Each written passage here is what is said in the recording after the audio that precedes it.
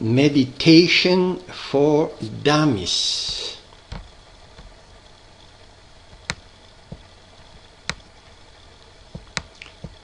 by S.Bodian. Meditation for Dummies. From the Middle East to the rest of the West. Although meditation in the Judeo-Christian and Islamic traditions had its own independent development, meditators in the Middle East may have been influenced by the practices of their counterparts in India and Southeast Asia. In brackets, see the earlier sections of this chapter. Historians do have evidence that traders and pilgrims traveled between the two regions constantly, and Buddhist monks appeared in Rome in early Christian times. There's even the rumor by some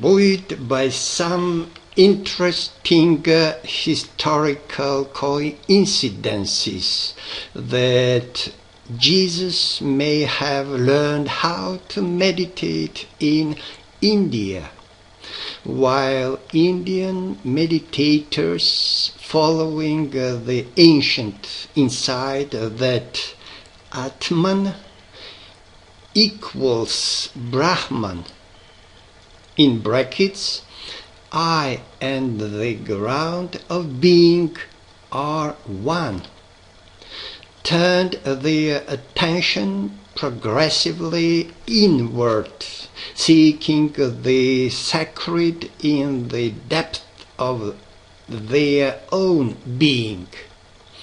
Western thinkers and theologians pointed to a God that purportedly exists outside the individual. At the same time,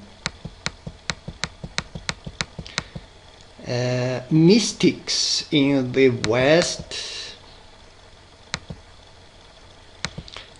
wrestled with the paradox that God is both inside and outside, personal and transcendent.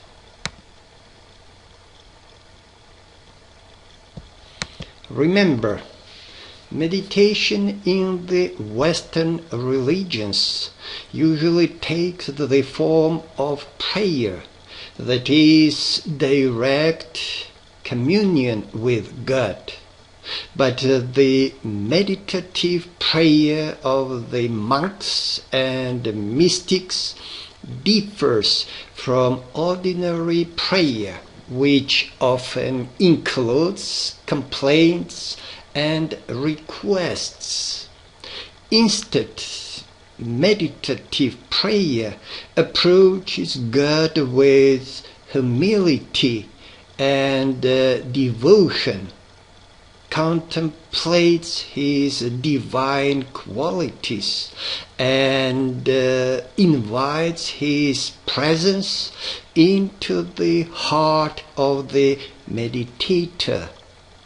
Ultimately, the goal is to surrender the individual self completely in union with the divine. Christian meditation, practicing contemplative prayer, the Christian equivalent of meditation, known as contemplative prayer, dates back to Jesus himself, who fasted and prayed in the desert for 40 days and nights. In contemplation, says Father Thomas Keating, whose centering prayer has helped revitalize interest in Christian meditation. You open your awareness and your heart to God, the ultimate mystery, who dwells in the depth of your being, beyond the reach of the mind. In brackets, see the centering prayer sidebar for more about the practice taught by Father Keating. After the time of Jesus, the first great Christian meditators were the desert fathers of Egypt and Palestine in the 3rd and 4th centuries, who lived largely in solitude and cultivated awareness of the divine presence through constant repetition of a sacred phrase. The direct descendants, the monks, nuns, and mystics of medieval Europe, developed the contemplative practice of repeating and ruminating over a scriptural passage, in brackets, not to be confused with thinking about or analyzing it, until its deeper significance revealed itself to the mind. Both of these practices, explains Father Keating, hark back to Jesus' admonition: when you pray, go into your closet, your innermost being, and bolt the door. In the Eastern Orthodox Church of Greece and Eastern Europe, monks have long engaged in a similar practice, combining prostrations, in brackets, full body bows, with the repetition of the Jesus prayer, in brackets, Lord Jesus Christ, have mercy on me, a sinner, until all practices drop away to reveal a deep interior silence filled with love and bliss. In recent years, many Christian ministers and monastics have been influenced by the Hindu and Buddhist teachers who have appeared in the West in increasing numbers in brackets, see the section The Americanization of Meditation later in this chapter.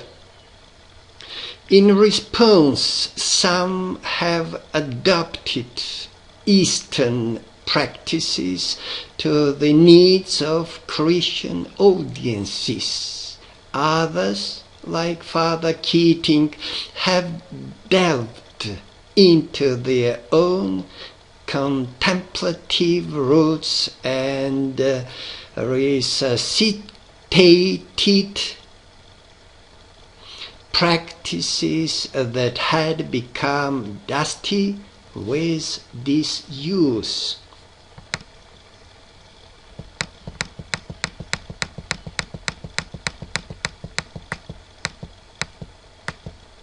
Meditation, centering prayer, developed in the past few decades by Father Thomas Keating, a Catholic priest, and based on traditional Christian sources. Centering prayer is a contemplative practice that opens the mind and heart to the divine presence. Unlike a mantra, which is designed to clarify or calm the mind, centering prayer purifies the heart to become a vehicle for God's transformative grace. Instead of repeating it again and again like a mantra, you hold it in your awareness as an object of contemplation.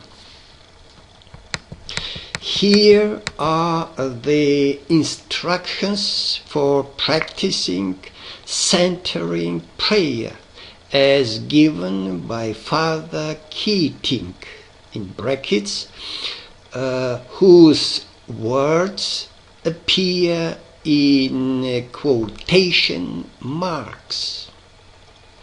The first, choose a sacred word as a symbol of your intention to consent to God's presence and action within.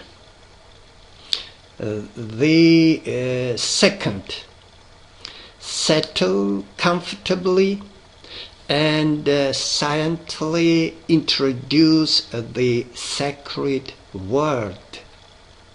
When your attention wanders, gently bring it back.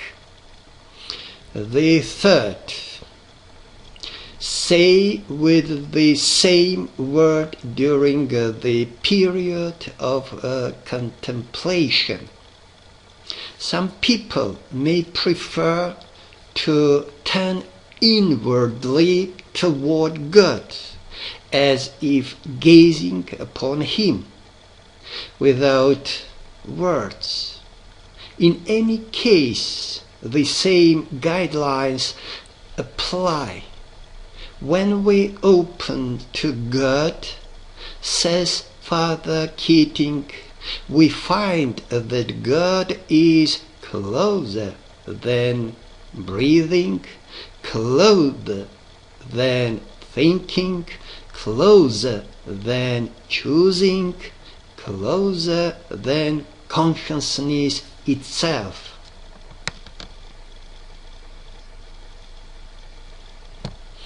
Meditation in Judaism. Drawing closer to God, according to Rami Shapiro, a rabbi of Temple of Beth, or in Miami, Florida, and author of Wisdom of the Jewish Sages, mystical interpreters of the Bible,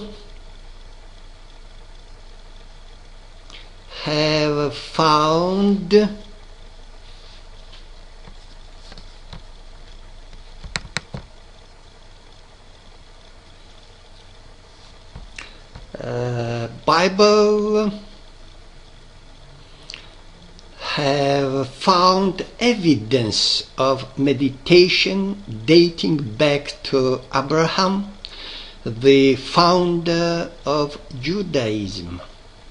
The Old Testament prophets apparently entered into altered states of consciousness through fasting and ascetic practices, and mystics in the first few centuries AD meditated on a vision of the prophet Ezekiel.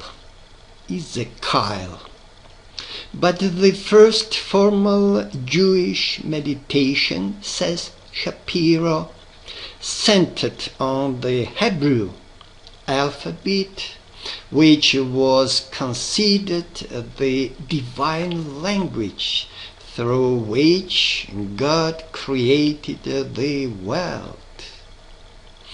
If you could see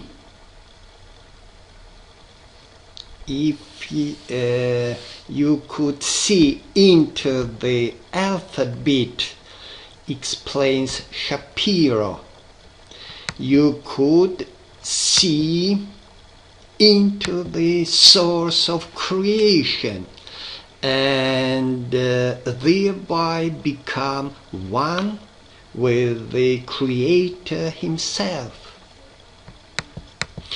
Like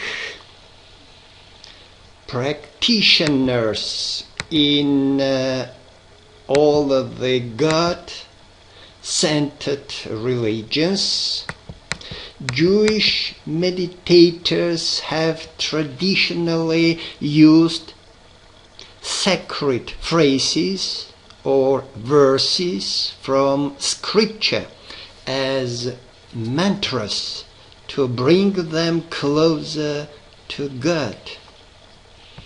As one great Hasidic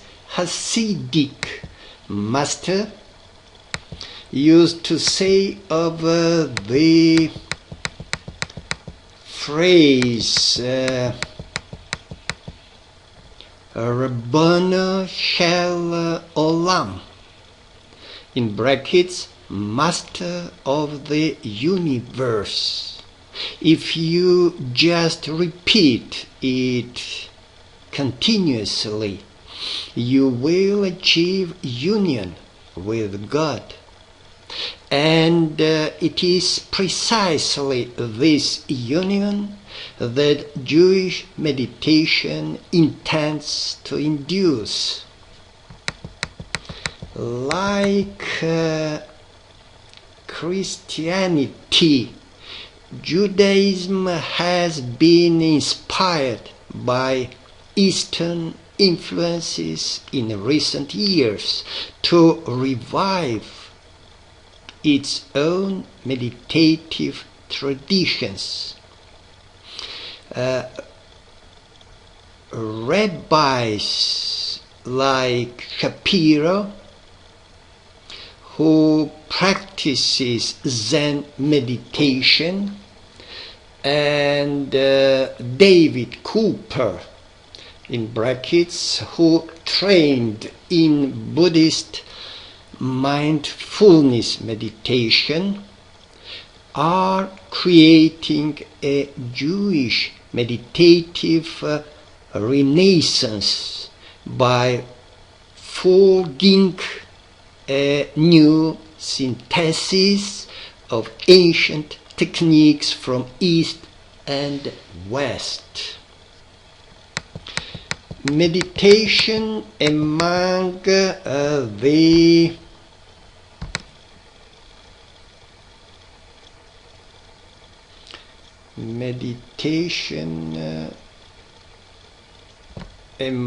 the Sufis, surrendering to the divine with every breath. Since the time of the Prophet Muhammad in the 7th century AD, Sufis have worn the garments of Islam. But according to the American-born Sufi teacher S.Bodian, their roots go back much farther beyond Muhammad or Buddha or other famous teachers to the first awakened person. Sufis claim to be a fellowship of mystical seekers whose sole purpose is to realize the divine in their own hearts. The forms of Sufism have varied from century to century, and teacher to teacher, and from one geographical location to another. But the basic teaching is the same. There is nothing but God.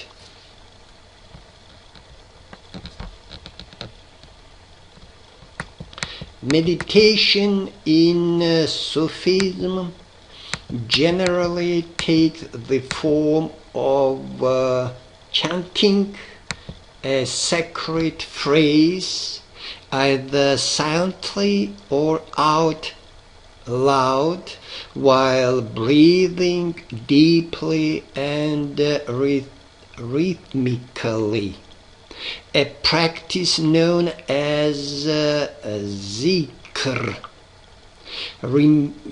remembrance of the divine. Khan explains that Sufis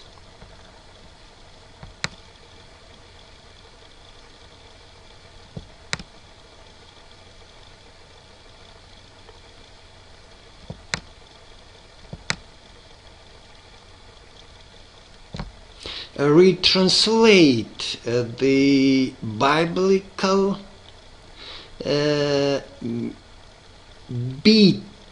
beatitude. Blessed are the poor in spirit, to blessed are those who have a refined breath. When the Sufi has cultivated and refined the breath, he or she can use it as a method for surrendering to the divine presence in each moment with every breath.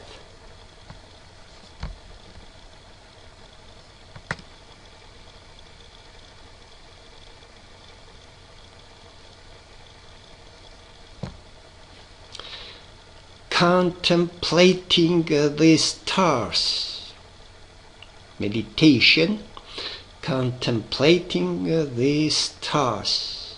In his book Jewish Meditation, Rabbi Arya Kaplan describes a traditional technique based on the biblical verse, lift your eyes on high and see who created these stars. the one who brings out the host by number. He called them all by name. In brackets, Isaiah 40:26.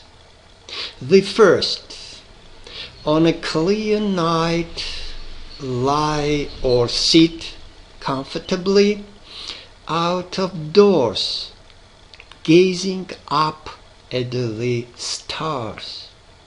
The second, while repeating a mantra, focus your attention on the stars as though you are probing them to reveal the mystery behind them. You can use the traditional Jewish mantra, Ribbono Shel Olam, to help you deepen your concentration and use your sense of the sacred. Or feel free to use a mantra of your own choosing. As Rabbi Kaplan puts it, you are calling to God in the depth of the heavens, seeking to find Him beyond the stars, beyond the very limits of time and space.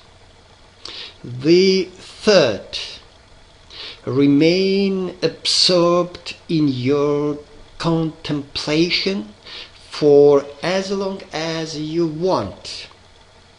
According to Rabbi Kaplan, this meditation can bring a person to an overwhelmingly deep spiritual experience.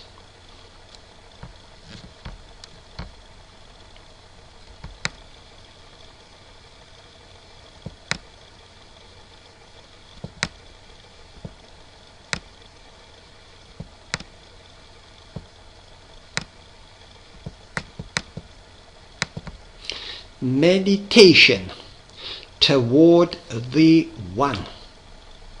To prepare for more advanced meditative practices, Sufis often begin with the Darud, the recitation of a sacred phrase coordinated with the breath. The American-born Sufi master Samuel Lewis, who died in 1971, taught the following exercise. The first, start to walk in a rhythmic fashion and synchronize your breathing with your pace. 4 steps for each inhalation and 4 steps for each exhalation. The second, as you walk, repeat the phrase toward the One. 1 syllable per step with a silent space on the 4th step.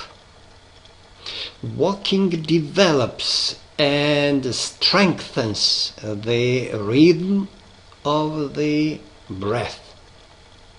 The third, continue for as long as you like with wholehearted attention.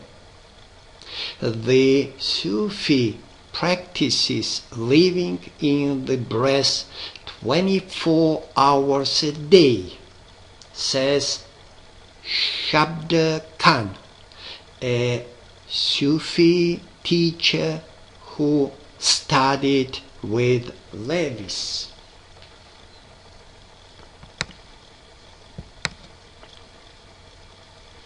The Americanization of meditation.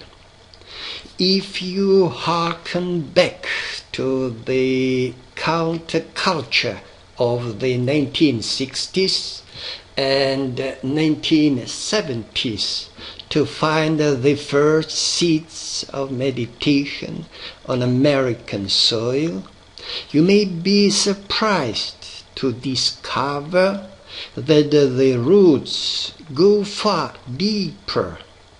Some of the earliest settlers transplanted Eastern ideas when they fled to the colonies, seeking freedom for their particular brand of Christianity. And many of the framers of the Declaration of Independence and the U.S. Constitution, men like Thomas Jefferson and Benjamin Franklin, belonged to sacred fraternities informed by the mystical teachings of Sufism and Judaism.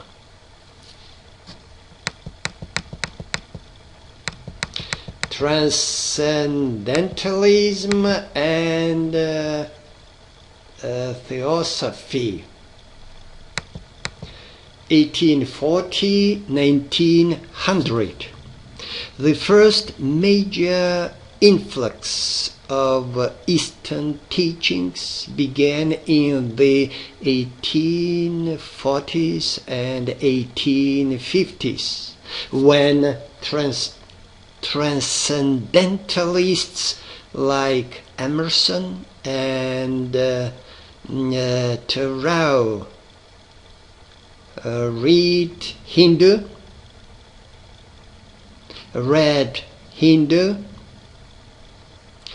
scriptures in English translations of German adaptations from the Sanskrit, while Thoreau, whose ideas on civil disobedience were influenced by Eastern philosophy, withdrew to Walden Pond to meditate in nature. His good friend Emerson was blending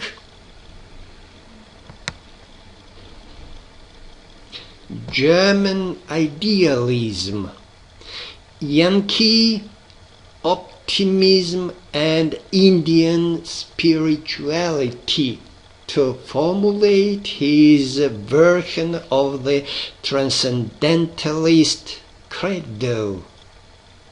In the process, he transformed the Hindu Brahman, in brackets, the divine ground of being, into a more universal concept that he called the oversoul. Later in the century, the Theosophists, members of a largely Western movement, led by the Russian-born Madame Blavatsky, who adapted and popularized Indian spiritual thought, made Hindu meditation texts available to the ordinary reader and followers of the New Thought movement practiced guided visualizations and mantra meditations adapted from Eastern sources. But the landmark meditation event of the 19th century turned out to be the World Parliament of Religions, an international gathering of religious leaders and teachers held in Chicago in 1893. For the first time, Asian masters presented their teachings directly to Westerners on American soil.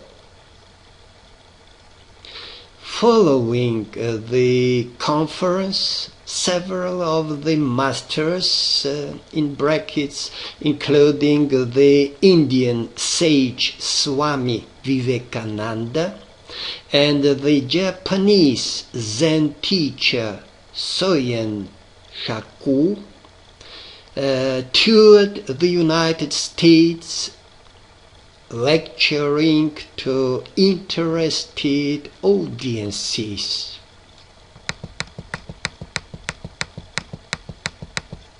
Yoga and Zen prepare the soil. 1900, 1960. In the decades following the World Parliament, the Zen monk Nyogen Senzaki continued Soyen Shaku's work of sowing the seeds of meditation in the New World, and Swami Paramananda, a disciple of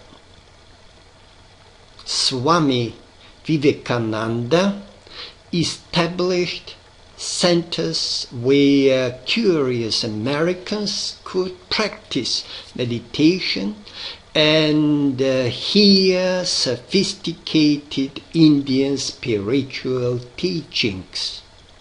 In brackets, the Vedanta Society, which grew up around the work of Swami Vivekananda and Paramananda and their disciples, continues to flourish in the United States and Europe.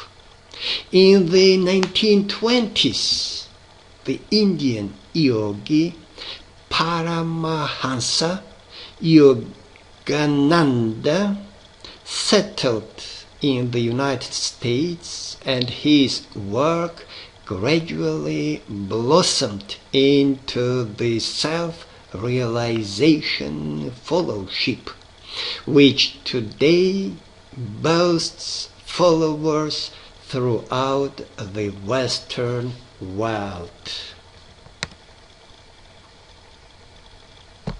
Perhaps the best-known spiritual teacher to arrive during this period was J. Krishnamurti, who settled in Southern California in the 1940s and attracted the English writers Aldous Huxley and Christopher Isherwood.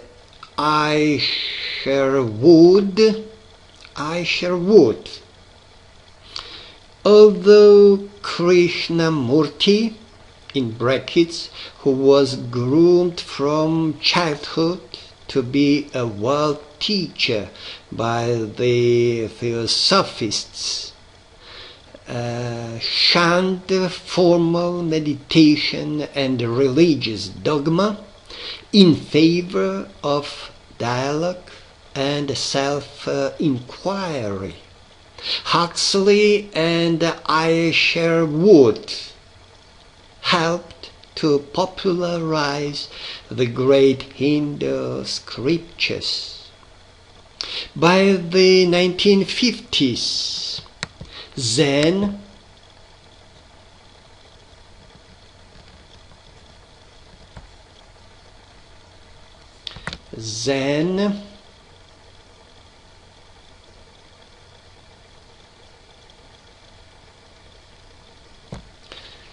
began to significantly influence the American counterculture, while the poet Gary Snyder, in brackets, who later won the Pulitzer Prize,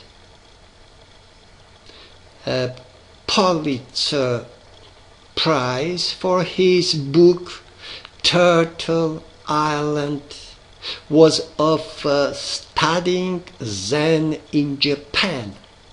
His friend and beat colleague Jack Kerouac wrote novels that popularized Buddhist concepts such as the karma, and Satori. Also in the 50s, the great Japanese scholar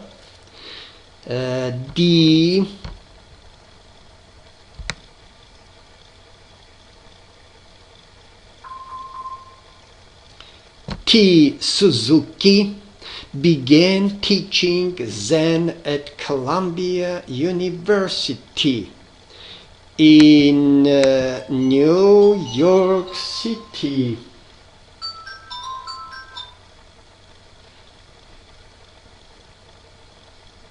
Where his audiences included the young Thomas Merton, novelist J.D. Salinger, composer John Cage, and psychoanalysts Eric Fromm and Karen Horney. About the same time, the books of former Episcopalian priest and Zen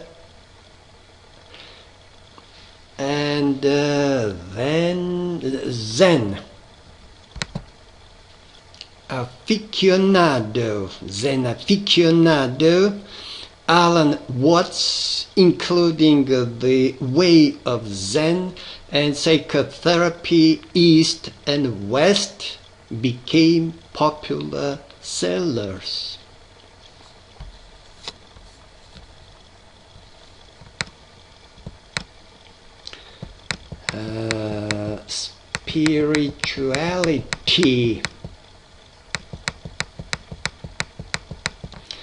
Spirituality or religion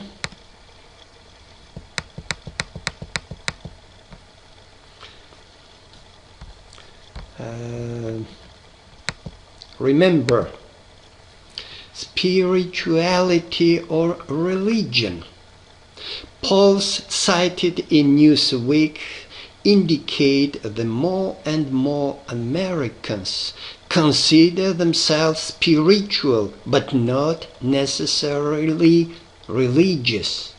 You may be one of many who have given up the childhood creed but feel drawn nevertheless to spiritual questions and practices. You may find organized religion too limited by its rituals and belief systems, too focused on archaic symbols and stories, and not sufficiently concerned with supporting you in your search for direct spiritual experience.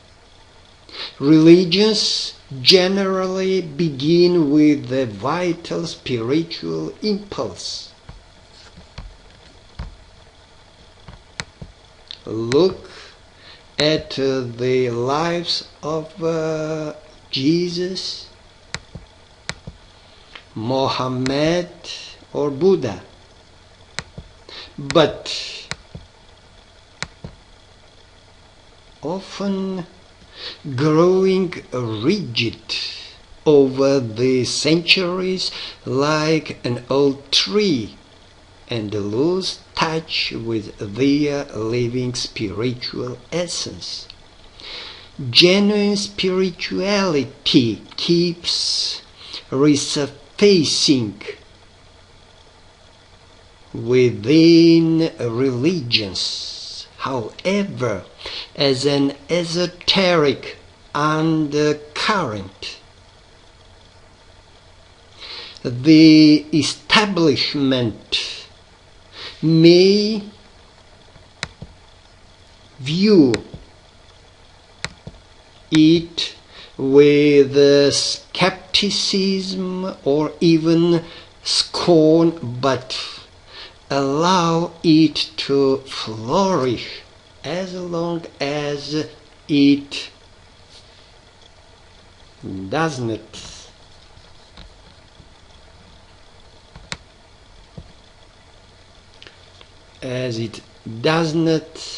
threaten the status quo.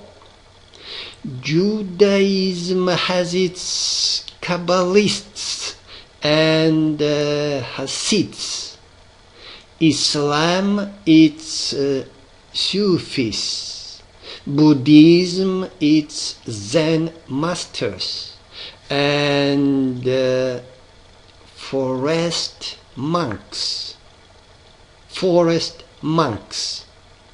Christianity its Franciscans and Carmelites.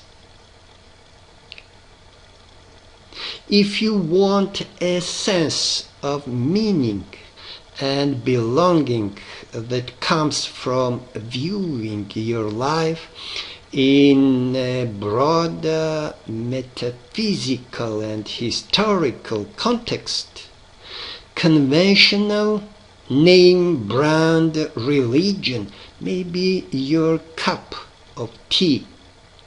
But if you want to awaken to the meaning of life and seek the inner transformation afforded by the practice of meditation or some other spiritual discipline, you are better off ferreting out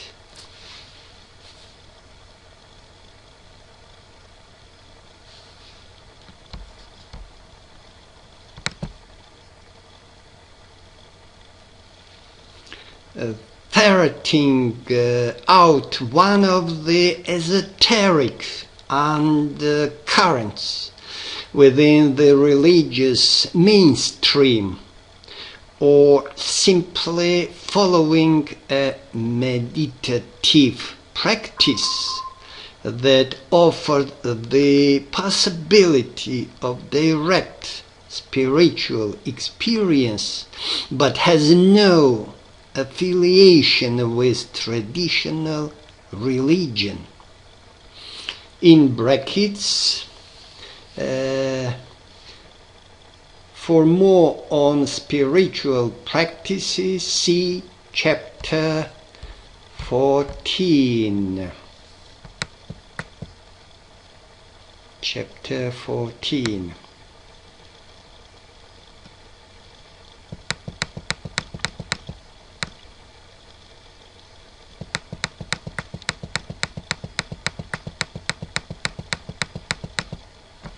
meditation reaches Main Street, in brackets 1960, to the present.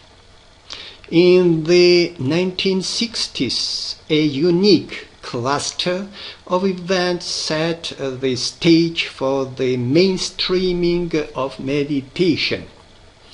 Many baby boomers who were now reaching young adulthood began experimenting with altered states of consciousness by using so-called mind-expanding drugs like marijuana and LSD.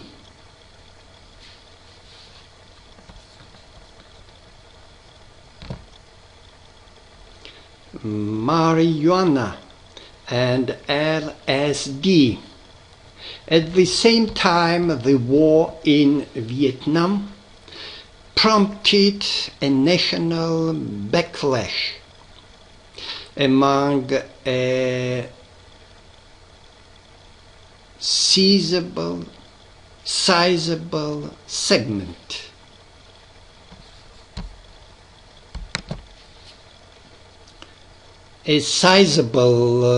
segment of the population and helped forge a counterculture opposed in many ways to the status quo.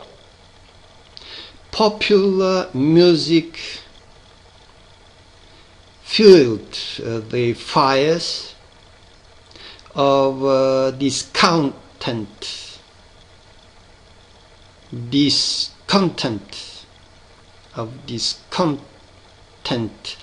and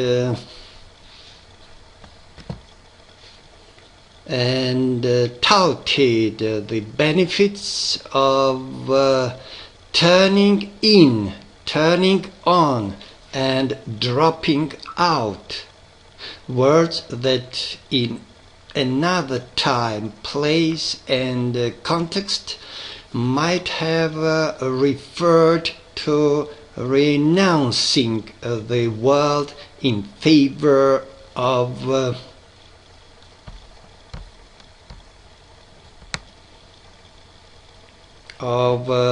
the monastic life and political unrest in Asia, in brackets including shock waves from Vietnam and the Chinese takeover of Tibet, combined with the spirit of the times to bring a new wave of spiritual teachers to the new world. From the standpoint of meditation, perhaps the landmark event of this era was the conversion of the Beatles to the practice of transcendental meditation, TM, which prompted thousands of their young fans to begin meditating too. In brackets, over the years, the TM movement has taught millions of Westerns how to meditate and has pioneered research revealing the mind-body benefits of meditation.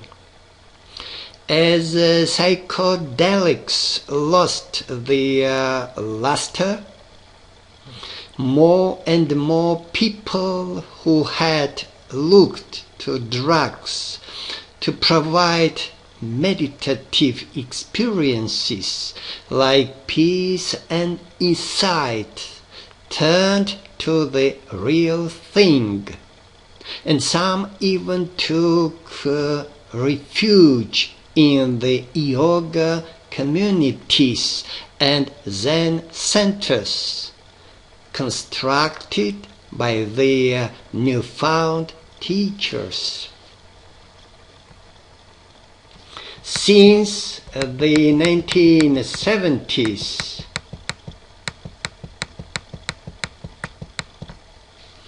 a new generation with the savvy to translate the teachings for the brothers and sisters has emerged in the West as sanctioned teachers of Eastern spiritual disciplines. As Alan Watts anticipated in brackets in his book Psychotherapy East and West, the field of psychotherapy has been particularly open to Eastern influences, perhaps because psychotherapy, like meditation, purports to offer a solution for suffering. As a result, American spiritual teachers often coach their messages in language that appeals to proponents of personal growth. At the same time, scientific researchers like Herbert Benson, John Kabat-Zinn, and Dean Ornish have pioneered the mainstreaming of meditation.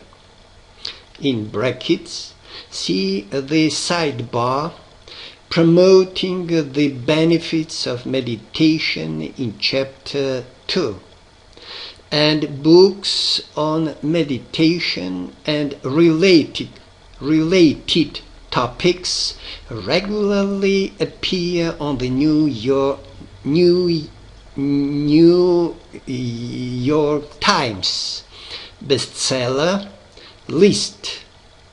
In one 6-month period recently, Time magazine ran a cover story on the growing popularity of Buddhism, and Newsweek ran covers featuring the faces of Ornish and best-selling author and meditation expert Deepak Chopra. Without doubt, meditation has emerged as a mainstream American practice.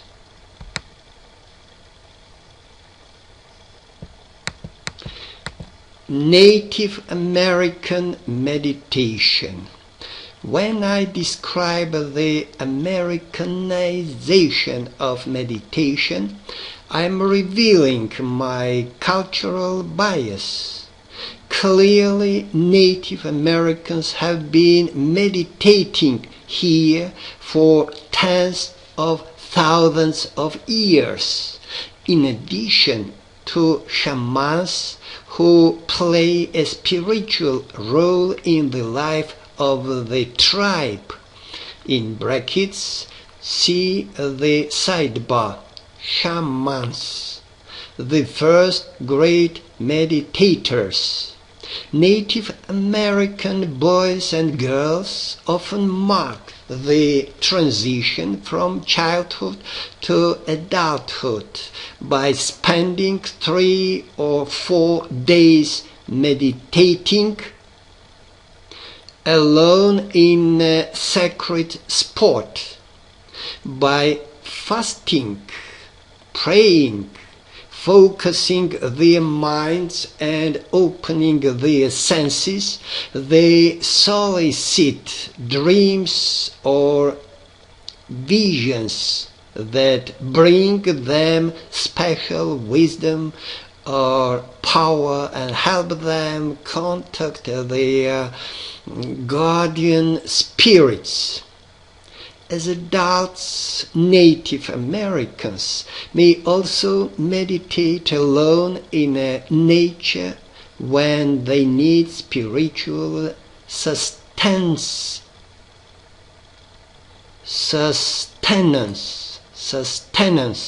or answers to important life questions.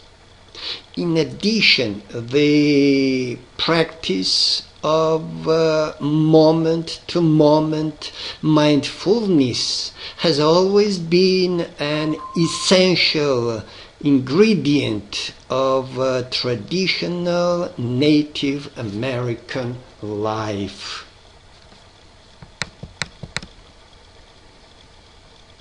The future of meditation. Now that meditation has become so popular in the West, you may wonder how its influence will expand and evolve over the decades to come. Needless to say, no one really knows, but I'd be happy to offer some informed speculation based on recent developments and cutting-edge research. Some of the latest scientific studies use state-of-the-art technology to prove that regular meditation makes you happier, more empathic, and more resistant to disease. In brackets, see chapter 19. Coupled with earlier studies indicating a host of other health benefits, this growing body of research could lead to the mainstreaming of meditation in a number of important ways. Take 2 meditations and call me in the morning. More and more doctors may prescribe regular sitting practice along with insulin, beta blockers, and blood pressure medication for patients with serious illnesses like diabetes, heart disease, and hypertension. Indeed, many healthcare practitioners already do. If the research into meditation's benefits continues to yield such convincing results, HMOs and other medical organizations may ultimately require physicians to include it as standard practice for certain ailments. Talking back to Prozac.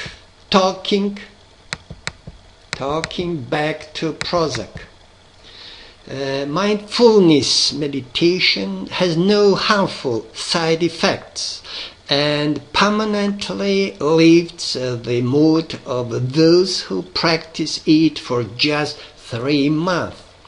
In brackets, see chapter 19.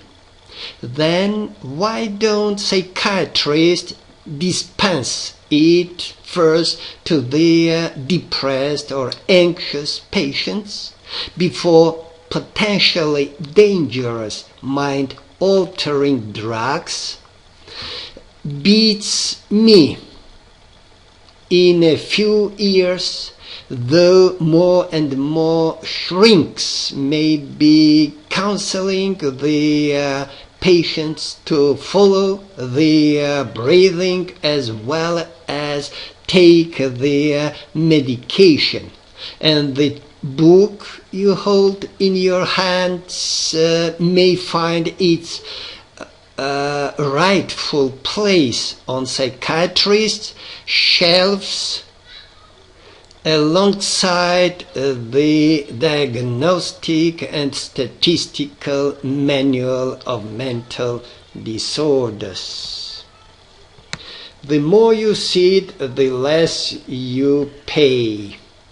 The work of Dean Ornish and other researchers has prompted some insurance companies to reimburse for stress management programs, and some hospitals to create their own. In the same way, the growing evidence for the health benefits of meditation may lead to a reduction in insurance premiums.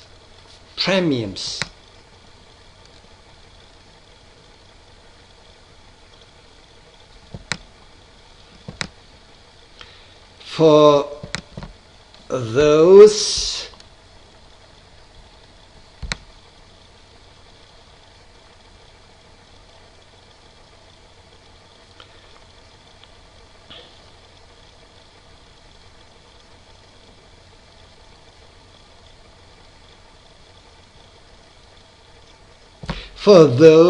who meditate regularly, and to the offering of meditation classes in every hospital and clinic.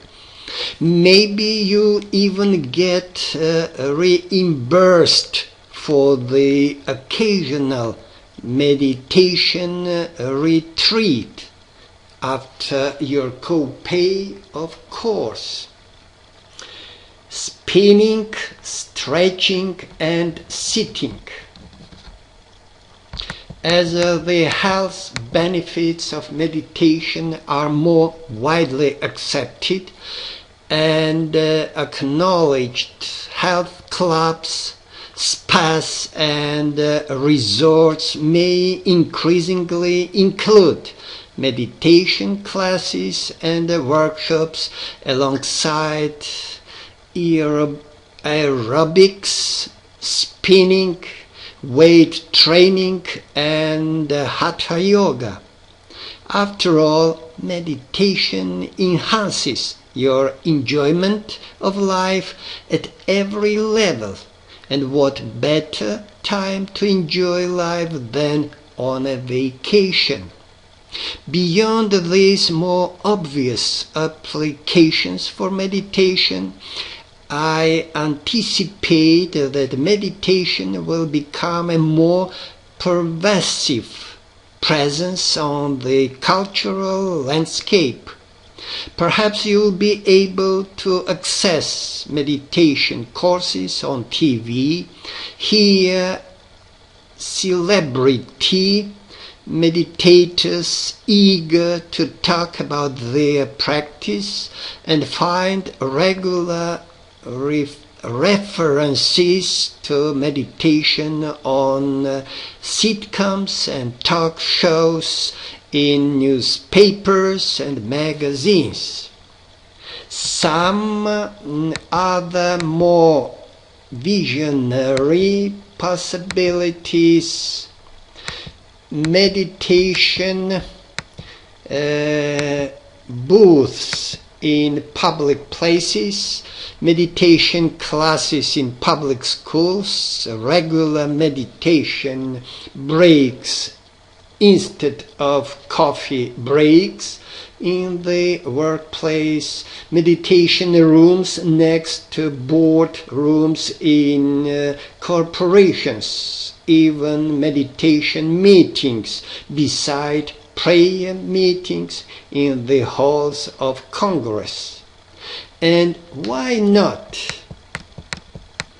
Because meditation reduces stress and improves health without ideological baggage.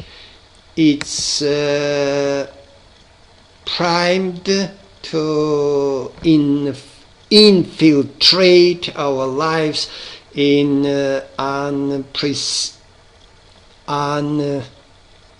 unprecedented and unpredictable new ways.